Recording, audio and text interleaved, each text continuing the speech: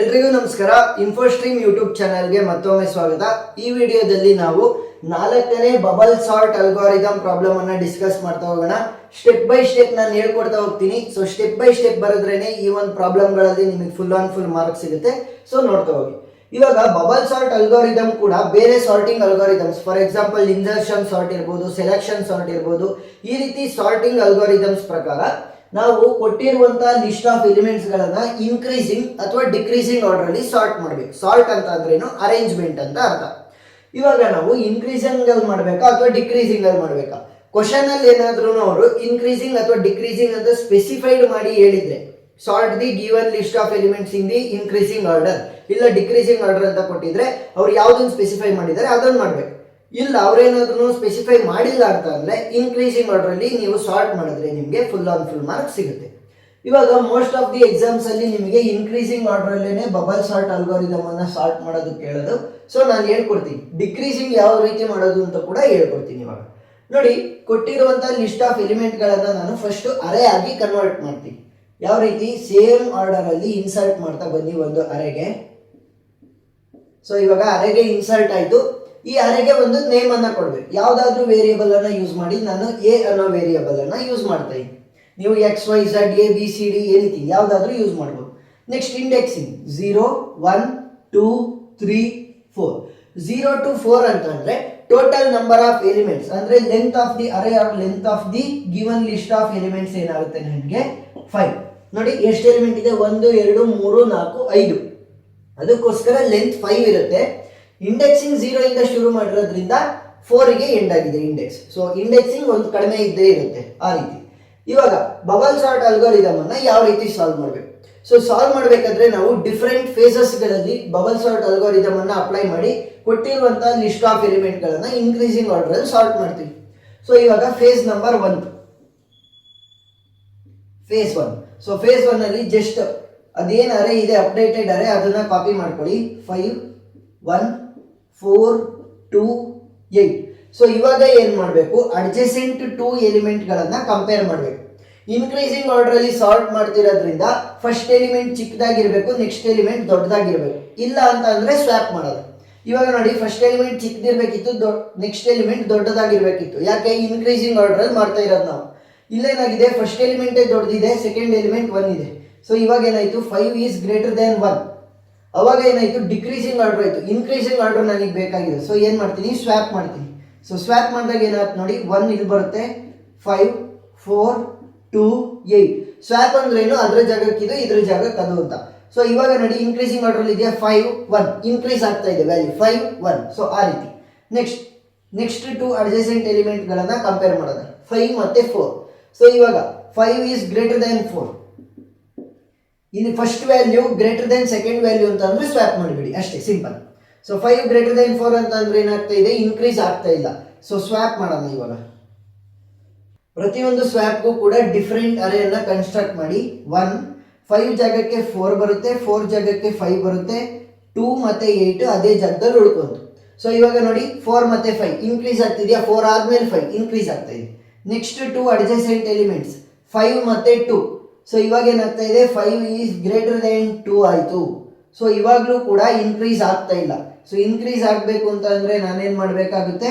ಅವೆರಡನ್ನು ಕೂಡ ಸ್ವ್ಯಾಪ್. 1 4 5 ಜಾಗಕ್ಕೆ 2 ಬರುತ್ತೆ, 2 ಜಾಗಕ್ಕೆ 5 ಬರುತ್ತೆ. ನೆಕ್ಸ್ಟ್ 8 ಅದೇ ರೀತಿ ಉಳ್ಕೊಂತು.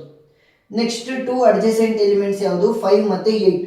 5 is less than 8. First element less than second element. So correct ಇದೆ, ಇನ್ಕ್ರೀಸಿಂಗ್ ಆರ್ಡರ್ ಅಲ್ಲಿ ಇದೆ. ಸೊ ಇವಾಗ ಒಂದು ಫೇಸ್ ಎಂಡ್ ಆಗುತ್ತೆ. ಯಾಕಂತಂದ್ರೆ ನನ್ನ ಕಂಪ್ಯಾರಿಸನ್ ಕೊನೆಯ ಎಲಿಮೆಂಟ್ ಅನ್ನ ಬಂತು. ನನ್ನ ಕಂಪ್ಯಾರಿಸನ್ ಕೊನೆಯ ಎಲಿಮೆಂಟ್ಗೆ ಬಂದಿದೆ. ಸೊ ನನ್ನ ಕಂಪ್ಯಾರಿಸನ್ ಯಾವಾಗ ಕೊನೆಯ ಎಲಿಮೆಂಟ್ಗೆ ಬರುತ್ತೆ ಅವಾಗ ನನ್ನ ಫೇಸ್ ಎಂಡ್ ಆಗುತ್ತೆ. ನೆಕ್ಸ್ಟ್ ಫೇಸ್ಗೆ ಹೋಗ್ಬೇಕು.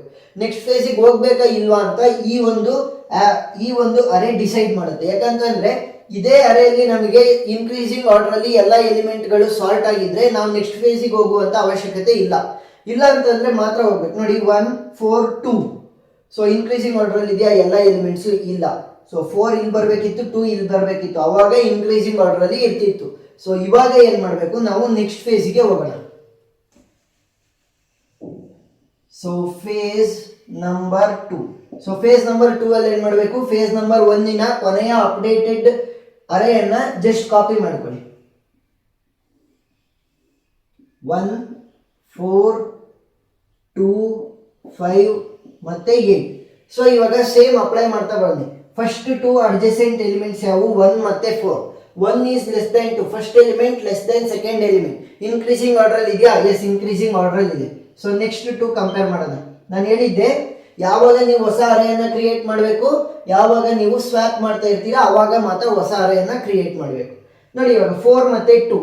4 is greater than 2, that is first element greater than second element. Increasing order ಆಗಬೇಕು ಅಂತ ಅಂದ್ರೆ ಏನು ಮಾಡಬೇಕು? ಸ್ವ್ಯಾಪ್ ಮಾಡಬೇಕು. ಸ್ವ್ಯಾಪ್ ಮಾಡ್ತಾ ಇದ್ದೀವಿ ಅಂತ ಅಂದ್ರೆ ನಾವು ಹೊಸ ಅರೆಯನ್ನ ಕನ್ಸ್ಟ್ರಕ್ಟ್ ಮಾಡಬೇಕು. 1 ವಿಲ್ ಬಿ ಸೇಮ್, 2 4 ಜಾಗಕ್ಕೆ ಬರುತ್ತೆ, 4 2 ಜಾಗಕ್ಕೆ ಬರುತ್ತೆ, 5 ಮತ್ತೆ 8 ಅದೇ ರೀತಿ ಉಳ್ಕೊಂತು. ಇವಾಗ ನೋಡಿ 2 ಮತ್ತೆ 4 ಇನ್ಕ್ರೀಸಿಂಗ್ ಆರ್ಡರ್ ಇದೆಯಾ? ಎಸ್. ನೆಕ್ಸ್ಟ್ 2 ಅಡ್ಜಸೆಂಟ್ ಎಲಿಮೆಂಟ್ಸ್ ಯಾವುದು? 4 ಮತ್ತೆ 5. 4 is less than 5, first element less than second element ಅಂತ ಅಂದ್ರೇನೆ ಇನ್ಕ್ರೀಸಿಂಗ್ ಆರ್ಡರ್ ಇದೆ. ಸೊ ಇವಾಗ ಏನು ಚೇಂಜಸ್ ಮಾಡಂಗಿಲ್ಲ. ನೆಕ್ಸ್ಟ್ 2 ಎಲಿಮೆಂಟ್ಸ್ ಅನ್ನ ಕಂಪೇರ್ ಮಾಡೋಣ. 5 ಮತ್ತೆ 8. 5 ಲೆಸ್ ದೆನ್ 8. ಸೊ ಇವಾಗ ಏನಾಯ್ತು? First element less than second element ಅವೆರಡೂ ಕೂಡ ಇನ್ಕ್ರೀಸಿಂಗ್ ಆರ್ಡರ್ ಇದೆ, ಏನು ಚೇಂಜಸ್ ಮಾಡಂಗಿಲ್ಲ. ನನ್ನ ಕಂಪ್ಯಾರಿಸನ್ ಕೊನೆ ಎಲಿಮೆಂಟ್ ಅನ್ನ ಟಚ್ ಆಯ್ತು ಅಂತಂದ್ರೆ ಈ ಫೇಸ್ ಎಂಡ್ ಆಯ್ತು. ಇವಾಗ ನಾನು ಕೊನೆ ಅರೆಯನ್ನ ನಾನು ಚೆಕ್ ಮಾಡಬೇಕು, ನಾನು ನೆಕ್ಸ್ಟ್ ಫೇಸಿಗೆ ಹೋಗ್ಬೇಕೋ ಇಲ್ವೋ ಅನ್ನೋದನ್ನ ಡಿಸೈಡ್ ಮಾಡೋದಕ್ಕೆ. ಇದು ಇನ್ಕ್ರೀಸಿಂಗ್ ಆರ್ಡರ್ ಅಲ್ಲಿ ಇದ್ರೆ ಏನು ಚೇಂಜಸ್ ನೆಕ್ಸ್ಟ್ ಫೇಸಿಗೆ ಹೋಗುವಂತ ಅವಶ್ಯಕತೆನೇ ಇಲ್ಲ, ಪ್ರಾಬ್ಲಮ್ ಅಲ್ಲೇ ಸ್ಟಾಪ್ ಆಗುತ್ತೆ. 1 2 4 5 8. ಎಸ್. ಸೊ ಎಲ್ಲಾ ಎಲಿಮೆಂಟ್ಗಳು ಇನ್ಕ್ರೀಸಿಂಗ್ ಆರ್ಡರ್ ಅಲ್ಲಿ ಆಲ್ರೆಡಿ ಸಾಲ್ಟ್ ಆಗಿದೆ, ಅಂದ್ರೆ ಅರೇಂಜ್ ಆಗಿದೆ. ನಾನು ನೆಕ್ಸ್ಟ್ ಫೇಸಿಗೆ ಹೋಗುವಂತ ಅಥವಾ ನೆಕ್ಸ್ಟ್ ಪ್ರಾಬ್ಲಮ್ ಅನ್ನ ಕಂಟಿನ್ಯೂ ಮಾಡುವಂತ ಅವಶ್ಯಕತೆ ಇಲ್ಲ, ಕೊನೆ ಆನ್ಸರ್ ನನಗೆ ಆಲ್ರೆಡಿ ಸಿಕ್ಕಾಯ್ತು. ಸೊ ಇವಾಗ ಬಬಲ್ ಸಾಲ್ಟ್ ಅನ್ನ ನಾವು ಯಾವ ರೀತಿ ಸಾಲ್ವ್ ಮಾಡಿದ್ವಿ? ನಾವು ಸೆಲೆಕ್ಷನ್ ಸಾರ್ಟ್ ಇರಲಿ, ಇನ್ಸರ್ಷನ್ ಸಾರ್ಟ್ ಇರಲಿ, ಯಾವುದೇ ಸಾರ್ಟಿಂಗ್ ಅಲ್ಗಾರಿದಮ್ಸ್ ಇರಲಿ, ನಾವು ಅವುಗಳನ್ನ ಯೂಸ್ ಮಾಡಿಕೊಂಡು ಕೊಟ್ಟಿದ್ದಂತ ಎಲಿಮೆಂಟ್ಸ್ ಗಳನ್ನ ಇನ್ಕ್ರೀಸಿಂಗ್ ಅಥವಾ ಡಿಕ್ರೀಸಿಂಗ್ ಆರ್ಡರ್ ಅಲ್ಲಿ ಸಾರ್ಟ್ ಮಾಡಬಹುದಿತ್ತು. ಸೊ ಅವ್ರೇನಾದ್ರೂ ಕ್ವಶನ್ ಅಲ್ಲಿ ಸ್ಪೆಸಿಫೈ ಮಾಡಿದ್ರೆ ಮಾತ್ರ ನಾವು ಡಿಕ್ರೀಸಿಂಗ್ ಆರ್ಡರ್ ಅಲ್ಲಿ ನಾವು ಸಾರ್ಟ್ ಮಾಡೋದು. ಇಲ್ಲ ಅಂತ ಅಂದ್ರೆ ಕ್ವಶನ್ ಅಲ್ಲಿ ಕೊಟ್ಟಿಲ್ಲ ಅಂತಂದ್ರೂ ಮತ್ತೆ ಇನ್ಕ್ರೀಸಿಂಗ್ ಆರ್ಡರ್ ಅಂತ ಕೊಟ್ರೆ ಇನ್ಕ್ರೀಸಿಂಗ್ ಅಥವಾ ಅಸೆಂಡಿಂಗ್ ಆರ್ಡರ್ ಅಲ್ಲಿ ಸಾರ್ಟ್ ಮಾಡ್ತೀವಿ. ಯಾವ ರೀತಿ ಅಂತ ನೋಡ್ತಾ ಹೋದಾಗ ಫಸ್ಟ್ ನಾವೇನ್ ಮಾಡಬೇಕು? ಅರೆ ಆಗಿ ಕನ್ವರ್ಟ್ ಮಾಡಿಕೊಂಡು ನೆಕ್ಸ್ಟ್ ಅಡ್ಜಸೆಂಟ್ 2 ಎಲಿಮೆಂಟ್ಸ್ ಅನ್ನೇ ಕಂಪೇರ್ ಮಾಡಬೇಕು. ಫಸ್ಟ್ ಎಲಿಮೆಂಟ್ ಏನಾದ್ರೂ ಸೆಕೆಂಡ್ ಎಲಿಮೆಂಟ್ ಗಿನ್ನ ದೊಡ್ಡದಾಗಿದ್ರೆ ನಾವು ಸ್ವ್ಯಾಪ್ ಮಾಡ್ತೀವಿ, ಯಾಕಂತ ಅಂದ್ರೆ ನಾವು ಇನ್ಕ್ರೀಸಿಂಗ್ ಆರ್ಡರ್ ಅಲ್ಲಿ ಸಾರ್ಟ್ ಮಾಡಬೇಕು. ಏನಾದ್ರೂ first element less than second element ಇದ್ರೆ ಅವಾಗ ಅದೇ ರೀತಿ ಉಳ್ಕೋಬೇಕು, ಏನು ಸ್ವ್ಯಾಪ್ ಮಾಡುವಂತ ಅವಶ್ಯಕತೆ ಇಲ್ಲ, ಯಾಕಂತಂದ್ರೆ ಅದು ಆಲ್ರೆಡಿ ಇನ್ಕ್ರೀಸಿಂಗ್ ಆರ್ಡರ್ ಅಲ್ಲಿ ಇದೆ. ಯಾವಾಗ ನಮ್ಮ ಕಂಪ್ಯಾರಿಸನ್ ಕೊನೆ ಎಲಿಮೆಂಟ್ ಅನ್ನ ಟಚ್ ಆಗುತ್ತೆ ಅವಾಗ ಆ ಫೇಸ್ ಎಂಡ್ ಆಗುತ್ತೆ, ನೆಕ್ಸ್ಟ್ ಫೇಸಿಗೆ ಹೋಗ್ತೀವಿ. ನೆಕ್ಸ್ಟ್ ಫೇಸಿಗೆ ಹೋಗ್ಬೇಕು, ಪ್ರಾಬ್ಲಮ್ ಅನ್ನ ಕಂಟಿನ್ಯೂ ಮಾಡಬೇಕು ಅಂತ ಡಿಸೈಡ್ ಮಾಡೋದು ಯಾವುದು? ಕೊನೆಯ ಅರೆ. ಕೊನೆಯ ಅರೆ ಏನಾದ್ರೂ ಕೂಡ ಇನ್ಕ್ರೀಸಿಂಗ್ ಆರ್ಡರ್ ಅಲ್ಲಿ ಎಲ್ಲಾ ಎಲಿಮೆಂಟ್ಗಳು ಸಾರ್ಟ್ ಆಗಿದ್ರೆ ನೆಕ್ಸ್ಟ್ ಫೇಸಿಗೆ ಹೋಗುವಂತ ಅವಶ್ಯಕತೆ ಇಲ್ಲ, ಪ್ರಾಬ್ಲಮ್ ಅಲ್ಲೇ ಸ್ಟಾಪ್ ಆಗುತ್ತೆ. ಇಲ್ಲೇನಾಗಿತ್ತು? 4 ಈ ಕಡೆ ಇತ್ತು, 2 ಈ ಕಡೆ ಇತ್ತು, ಇನ್ಕ್ರೀಸಿಂಗ್ ಆರ್ಡರ್ ಅಲ್ಲಿ ಇರಲಿಲ್ಲ. ಸೊ ನೆಕ್ಸ್ಟ್ ಫೇಸಿಗೆ ಹೋಗಿದ್ವಿ. ಸೊ ನೆಕ್ಸ್ಟ್ ಫೇಸ್ ಅಲ್ಲಿ ಏನಾಯ್ತು? ಸೇಮ್ ಆಪರೇಷನ್ ಅನ್ನ ಅಪ್ಲೈ ಮಾಡಿದ್ವಿ. ಕೊನೆಯ ಅರೆಯನ್ನ ನೋಡ್ತಾ ಹೋದಾಗ ನಮಗೆ ಎಲ್ಲಾ ಎಲಿಮೆಂಟ್ಗಳು ಇನ್ಕ್ರೀಸಿಂಗ್ ಆರ್ಡರ್ ಅಲ್ಲಿ ಇದ್ವು. ಸೊ ಏನು ಚೇಂಜಸ್ ಅನ್ನ ಮಾಡುವಂತ ಅವಶ್ಯಕತೆ ಇರಲಿಲ್ಲ. ಸೊ ಪ್ರಾಬ್ಲಮ್ ಇಲ್ಲೇ ಎಂಡ್ ಆಯ್ತು. ಬಬಲ್ ಸಾರ್ಟ್ ಅಲ್ಗಾರಿದಮ್ ಪ್ರಾಬ್ಲಮ್ ಅರ್ಥ ಇದೆ ಅಂತ ಅನ್ಕೊಂತೀನಿ. ಏನಾದ್ರೂ ನಿಮಗೆ ಡೌಟ್ ಇದ್ರೆ ಕಮೆಂಟ್ ಸೆಕ್ಷನ್ ಅಲ್ಲಿ ತಿಳಿಸಿ. ಇನ್ನೂ ಜಾಸ್ತಿ ಪ್ರಾಬ್ಲಮ್ಗಳನ್ನ ಇದೇ ಬಬಲ್ ಸಾರ್ಟ್ ಅಲ್ಗಾರಿದಮ್ ಬೇಸ್ಡ್ ಪ್ರಾಬ್ಲಮ್ಗಳ ಲಿಂಕ್ ಅನ್ನ ನಾನು ಡಿಸ್ಕ್ರಿಪ್ಷನ್ ಅಲ್ಲಿ ಕೊಟ್ಟಿರ್ತೀನಿ. ಯಾಕಂತಂದ್ರೆ ನೀವು ಜಾಸ್ತಿ ಪ್ರಾಬ್ಲಮ್ ಸಾಲ್ವ್ ಮಾಡಿದಷ್ಟು ನಿಮಗೆ ಈಸಿ ಆಗ್ತಾ ಹೋಗುತ್ತೆ ಕಾನ್ಸೆಪ್ಟ್. ಏನಾದ್ರೂ ಡೌಟ್ ಇದ್ರೆ ಕಮೆಂಟ್ ಸೆಕ್ಷನ್ ಅಲ್ಲಿ ತಿಳಿಸಿ, ನಾನು ಕ್ಲಾರಿಫೈ ಮಾಡೇ ಮಾಡ್ತೀನಿ. ವಿಡಿಯೋ ಇಷ್ಟ ಆಗಿದ್ರೆ ಸಬ್ಸ್ಕ್ರೈಬ್ ಆಗೋದನ್ನ ಮರಿಬೇಡಿ, ಯಾಕಂತಂದ್ರೆ ನಿಮ್ಮ ಒಂದು ಸಪೋರ್ಟ್ ಕೂಡ ನಮಗೆ ಇನ್ನೂ ಜಾಸ್ತಿ ಇಂಜಿನಿಯರಿಂಗ್ ವಿಡಿಯೋಗಳನ್ನ ಮಾಡೋದಕ್ಕೆ ಸಪೋರ್ಟ್ ಮಾಡ್ತಾ ಹೋಗುತ್ತೆ. Thank you.